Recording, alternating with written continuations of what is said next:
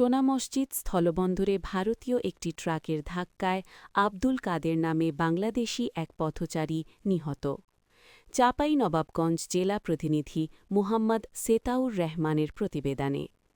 চাঁপাইনবাবগঞ্জের সোনা মসজিদ স্থলবন্দরে ভারতীয় একটি ট্রাকের ধাক্কায় আব্দুল কাদের নামে বাংলাদেশি এক পথচারী নিহত হয়েছে। রোববার সকালে সোনা মসজিদ স্থলবন্দরের মধ্যবাজারে এলাকায় এই দুর্ঘটনা ঘটে। নিহত আব্দুল কাদের সোনা মসজিদ বালিয়াদেখি গ্রামের কালু শেখের ছেলে।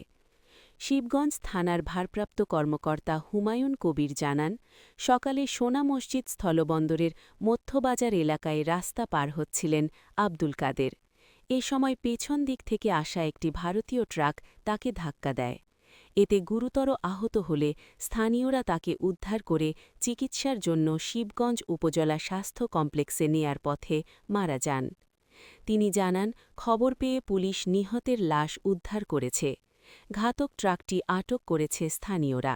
নিহতের পরিবার মামলা করলে অভিযুক্ত ভারতীয় ট্রাক চালককে আটক করা হবে। সেখানে পুলিশ রয়েছে, তারা কথা বলে আইনগত ব্যবস্থা করবেন বলে জানান তিনি।